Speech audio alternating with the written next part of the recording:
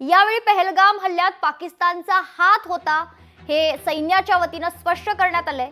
या संदर्भात महत्त्वाची माहिती डीजीएमओचे राजीव घई यांनी दिली। दहशतवादी हल्ल्याला चोख उत्तर दिलं तर पहलगाम हल्ल्यात पाकिस्तानचाच हात होता असं डीजीएमओने सांगितलंय। दहशतवाद्यांचे 9 कॅम्प उद्ध्वस्त केले तर वायू दलानेही पाकिस्तानला चोख प्रत्युत्तर दिले। 7 मेला 100हून अधिक अतिरेकी मारले।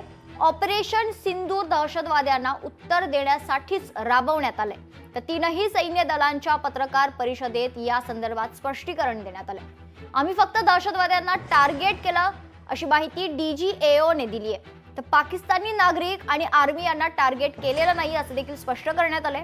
दहशतवाद्यांचा खात्मा केला, अतिरेक्यांच्या प्रशिक्षण सुविधा उद्ध्वस्त करण्यात आलेल्या आहे। यासोबतच भारताच्या नागरिकांवर हल्ला करण्याचा प्रयत्न पाकिस्तानने केला होता। पाकिस्तानच्या या हल्ल्याला भारतानं सडेतोड उत्तर दिले। तर पाकिस्तानचे 35 ते 40 जवान या हल्ल्यात मारले गेलेत। सरगोदा विमानतळही उद्ध्वस्त केल्याचे पुरावे या पत्रकार परिषदेत दाखवण्यात आले। On the 7th of May, that was helmed by our Foreign Secretary. I have no doubt in my mind that we achieved total surprise, and those strikes across those 9 terror hubs left more than 100 terrorists killed, including high-value targets such as Yusuf Azhar, Abdul Malik Rauf, and Mudassir Ahmed that were involved in the hijack of IC-814 and the Pulwama blast. तर या सर्व विषयावर आपण सविस्तर चर्चा करूयात। आपल्यासोबत आंतरराष्ट्रीय विषयाचे अभ्यासक विजय खरे सर जोडले गेलेले आहेत। विजय सर, स्वागत आहे तुमचं लोकशाही मराठीवर। सर्वात प्रथम तर पहलगाम हल्ल्यात पाकिस्तानचाच हात होता हे डीजीएमओने आज स्पष्ट केलेलं आहे। या संदर्भातील महत्त्वाचे पुरावे देखील या पत्रकार परिषदेत दाखवण्यात आलेत। सर, आपल्याला ज्ञात आहे की ज्यावेळेस आपण ऑपरेशन सिंदूर लॉन्च केलं त्याच वेळेस आपले जे ऑब्जेक्टिव्ह आहेत ते आपण क्लिअर केलेले होते। त्या ऑब्जेक्टिव्ह मध्ये क्रॉस बॉर्डर टेररिझम आणि नॉन स्टेट ॲक्टरद्वारे भारताच्या राष्ट्रीय सुरक्षेला जो धोका निर्माण झालाय ते पूर्ण काउंटर करण्यासाठी आणि त्यासाठी जवळपास 12 दिवस आपण आपले सर्व स्ट्रॅटेजिक प्लॅन आखलेत। इंटेलिजन्सचं समन्वयक, आर्मी, नेव्ही, एअरफोर्स यांचं समन्वय करून ऑपरेशन सिंदूर हे त्या ठिकाणी सुरुवात झाली आणि ऑपरेशन सिंदूरच्या यशस्वी ज्या पद्धतीने यशस्वी करण्यात आलं त्याच्यामध्ये 2-3 गोष्टी होतात। आपण जगाला दाखवून दिलं की हे ऍक्ट ऑफ वॉर नसून ऍक्ट अगेन्स्ट टेररिझम आहे। म्हणजे हे दहशतवादाच्या विरोधातली लढाई आहे। ही पाकिस्तानच्या लष्कर किंवा पाकिस्तानचे सामान्य जी लोक आहेत यांच्याशी नाही, यासाठीचा एक मेसेज पहिल्यांदा दिला। तो मेसेज दिल्यानंतर पाकिस्तानने परत त्या हल्ला परतावून लावण्यासाठी त्यांनी आपल्या लाहोरच्या इथे एअर डिफेन्स सिस्टमच्या द्वारे आपल्यावर प्रत्युत्तर करण्याचा प्रयत्न केला।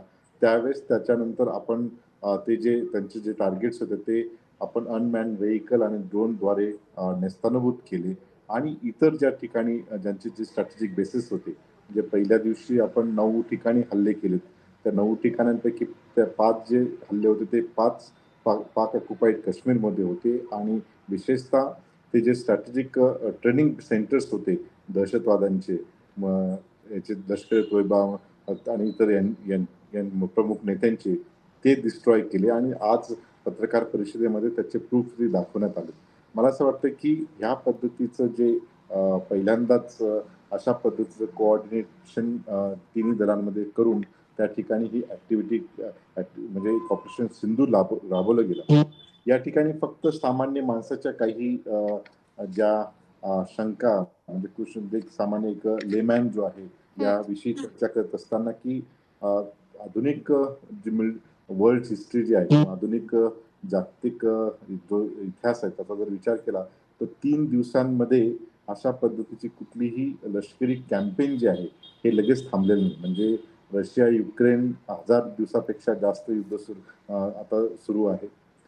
हमास इस्रायल यांचेही गेल्या 6 महिन्यापेक्षा जास्त युद्ध सुरू आहे। इतर जे संघर्ष आहेत म्हणजे अशा पद्धतीचे मिलिटरी कॅम्पेन ज्यावेळेस होतं त्यावेळेस त्याची जी तीव्रता आणि लॉंग हे जे वेळ आणि काळ याच्यामध्ये बराचसा अंतर असतं. इथे मात्र कमी वेळेत हे हे जे ऑपरेशन सिंदूर आहे, हे आपण काल शस्त्रसंधीच्या द्वारे टर्मिनेट केलं असं म्हटलं. परंतु आज DGMO तिन्ही दलांचे director general of military operation यांनी त्या ठिकाणी सांगितलं, की यापुढेही आता आपण अजून थांबलो नाही, तर यापुढे चालू राहील जर तशा पद्धतीची ॲक्शन आली.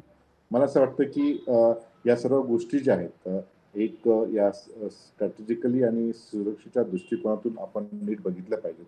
याच्यामध्ये ऑपरेशन सिंदूर ज्यावेळेस लादलं गेलं त्यावेळेस आपण म्हणजे जे पॉलिटिकल अफेअर्स ज्याला CCP cabinet committee on political affairs याच्यामध्ये संपूर्ण अधिकार आपण आर्मी, नेव्ही, एअरफोर्स आणि त्यांच्या सर्व सशस्त्र दलांना दिलेले होते. आणि त्याच्यामध्ये एक त्या ठिकाणी ऑब्जेक्टिव्ह होता तो म्हणजे ते म्हणजे त्या ठिकाणी एंड ऑफ प्रॉक्सी वॉर, म्हणजे हे जे नॉन स्टेट ऍक्टरद्वारे भारतावर जे प्रॉक्सी पद्धतीने युद्ध केलं जातं त्याचं संपूर्ण नेस्तानाबूत व्हावं. आता ही 3 दिवसात हे सीज फायर डिक्लेअर केल्यामुळे त्या ठिकाणी ही जी अपॉर्च्युनिटी होती थोडी आपल्याला, की पाक ऑक्युपाईड काश्मीरसह तिथे मात्र या ठिकाणी थोडासा हे होईल. परंतु आपण जर नीट बघितलं असेल म्हणजे 1948ला ही अशीच परिस्थिती होती ज्यावेळेस आपण पहिलं काश्मीर भारत पाकिस्तान युद्ध झालं त्यावेळेस आपण युनायटेड नेशनला जाऊन सीज फायर केलं. 1954ला आपण तिबेट रिजन जे आहे तो चायनाच्या सोबत हे केला. 1960ला जो इंडस वॉटर ट्रीटी आहे त्याच्यामध्ये आता 4/5 वॉटर जे आहे हे आपण पाकिस्तानच्या याच्यात दिलं. त्याला थर्ड पार्टी मेडिएशन झालं पहिल्यांदा. खरं तर त्यावेळेस वर्ल्ड बँकेने थर्ड पार्टी इंटरव्हेन्शन केलेलं आहे. 1965च्या युद्धानंतर हाजी पीर जे आहे हे आपण पाकिस्तानला दिला. 1972ला आपण जो शिमला करार केला त्या शिमला करारानुसार 90,000 सैनिक जे आहेत ती आपण परत दिली.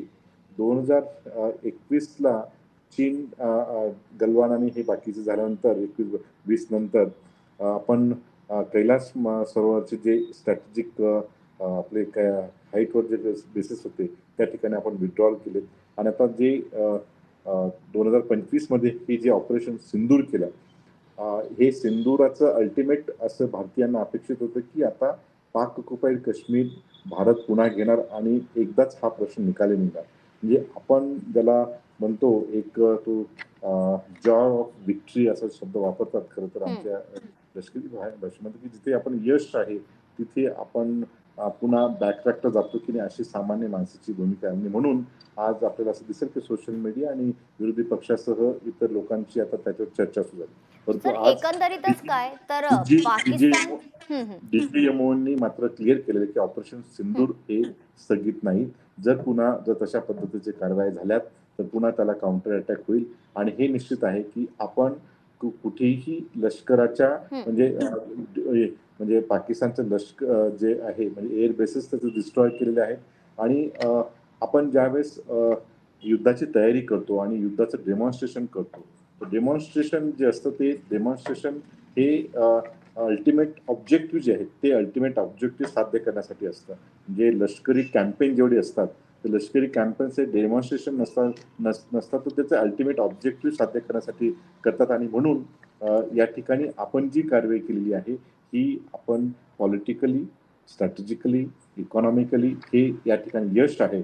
परंतु यापुढे मात्र तशा पद्धतीने पाकिस्तान करणार नाही. याचे कशा पद्धतीने हे सीज फायर आहे याच्यामध्ये कॉन्फिडन्स बिल्डिंग मेजर्स कसे आहेत, त्याच्यामध्ये डायलॉग कसे असणार आहेत, DGMOचे त्यांचं डिस्कशन कसं असणार आहे, याच्यावर कुठल्या याच्यामध्ये ते त्या ठिकाणी हे करणार आहे. आणि परत नॉन स्टेट ऍक्टरला पाकिस्तान सपोर्ट करणार आणि याच्याविषयीची काय, कारण आपल्या इतिहास आहे. मी जसं तुम्हाला 1948 पासून तर आतापर्यंत जर आपण आपले जे पॉलिटिकल आणि इतर जे रेस्ट्रॉरंट्स आहेत त्याच्याविषयी सांगितलं तर या सर्व बाबतीमध्ये आता चर्चा होणं गरजेचं आहे आणि चर्चा होईल.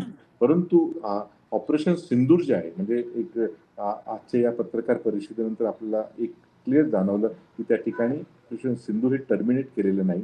हे त्या ठिकाणी सातत्य कंटिन्यू होईल. शस्त्रसंधी केलेली, परंतु एक आता इथून पुढे दक्षिण आशियामध्ये जे संघर्ष होतील त्याच्यामध्ये अनमॅन्ड व्हेइकल जे आहेत यांचा रोल आणि ड्रोन वॉरफेअर ज्याला म्हणतो आणि इलेक्ट्रॉनिक वॉरफेअर याचा रोल त्या ठिकाणी अधिक असणार आहे. आणि म्हणून आपल्याला आपल्या सुरक्षेच्या दृष्टिकोनातून आपल्याला 2-3 फ्रंटवर आता इथून पुढे काम करावं लागेल. मी निश्चित. माहिती आपल्या चॅनलवर म्हटलेलं आहे की भारताच्या 3 आघाड्यावर आपल्याला युद्धस्थिती येणाऱ्या कालखंडात होणार आहे. एक म्हणजे चायना ऑलरेडी आपल्या त्या तिबेट आणि इतर त्या ठिकाणी याला आहे. त्याचबरोबर पाकिस्तान आहे आणि तिसरी आघाडी जी उभी आहे ती म्हणजे बांगलादेश. एकंदरीतच काय सर, तर ऑपरेशन सिंदूर अजूनही टर्मिनेट झालेलं नाहीये आणि दहशतवादाला चोख प्रत्युत्तर भारत कशा प्रकारे देतो हेच या पत्रकार परिषदेत अतिशय डिटेल पद्धतीनं सांगण्यात आलेलं आहे. तुर्तास धन्यवाद सर आपण केलेल्या सविस्तर चर्चेसाठी. लोकशाही मराठी ऐका, पहा, जागरूक रहा.